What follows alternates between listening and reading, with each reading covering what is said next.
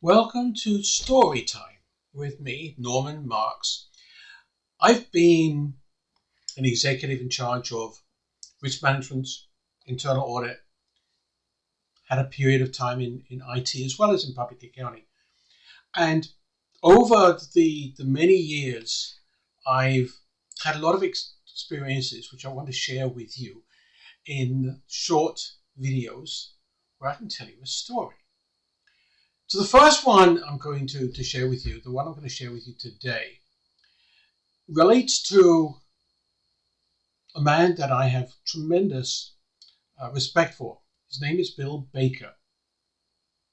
This was soon after I joined as head of internal audit of an oil company, Tosco Corporation, and its refinery in Concord, Northern California.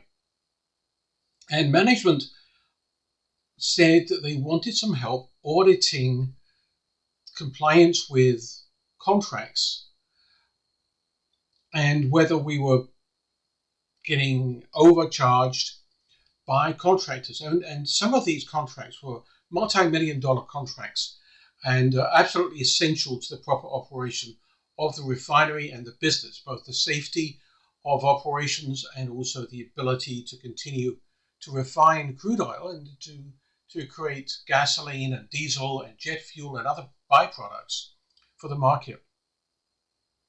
So I hired this gentleman, Bill Baker, to do these contract audits for me. That's what we call them, contract audits, auditing the contracts and the way in which they were set and the way in which they were maintained and the way in which the vendors complied.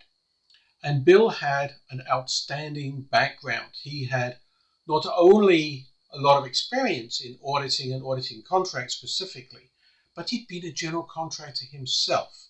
So he knew an awful lot about the business side of the vendor, of the contractor. And there was this one in particular where he was auditing this supplier of chemicals catalyst. And the catalyst basically was used in the operation to encourage the refining procedure, the refining process. And the catalyst is very expensive. And we were spending quite a few millions of dollars each year purchasing catalyst, which was being delivered into our refining units pretty much almost every week, if not every month. And it was rather amusing what he found.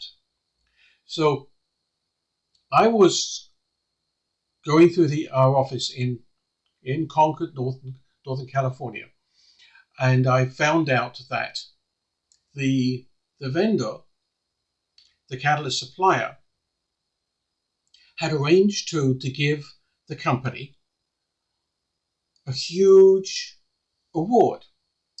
When I say huge, it was quite a large statuette of sorts in recognition of our company generating a lot of savings through our partnership with them. And I mentioned that to Bill, and he said, get them to stop. Get them to stop. Don't accept the award. I said, why? And he said, Norman, what I found out is this. A few months ago, maybe 5-6 months ago, they changed the delivery process. Prior to that, they would sell us catalyst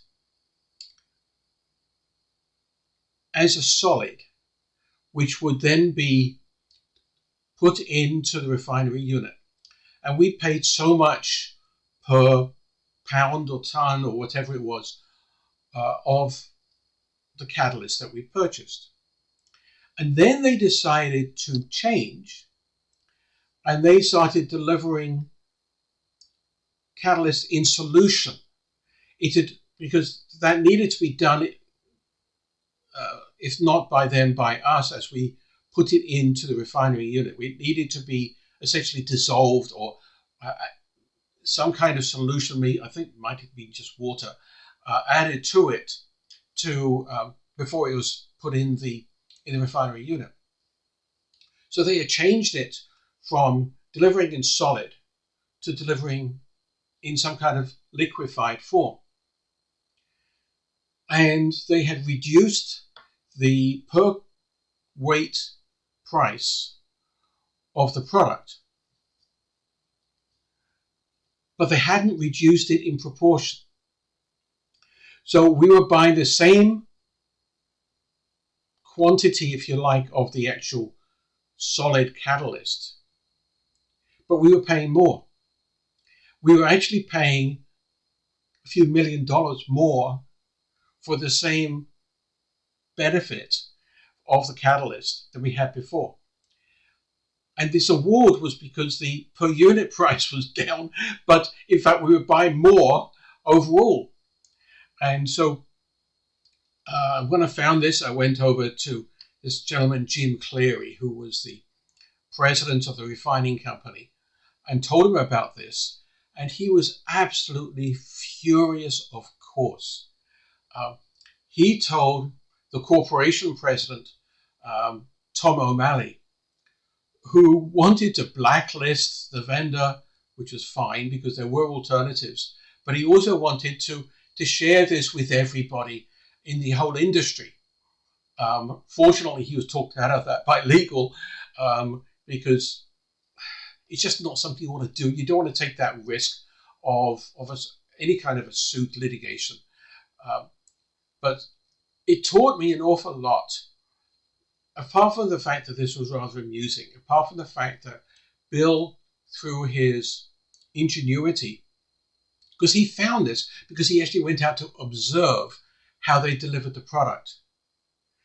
He went in and he really did dig down and not just look at the paper, but actually observe the process.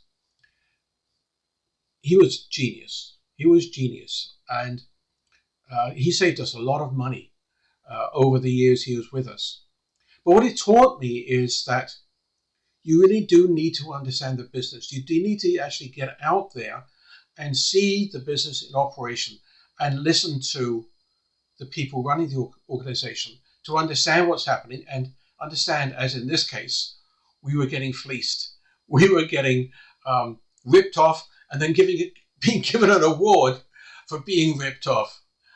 So the lesson for me, again, is if you want to be an auditor, if you want to be effective, if you want to be a risk practitioner and help the organization understand the risks, understand what's going right and what's going wrong, you really need to get out into the business. You need to listen, you need to observe and ask questions, and then figure out whether that makes sense or not in terms of running the business. So that's a story for you, which I found rather amusing and I love to tell. You take care. Bye-bye.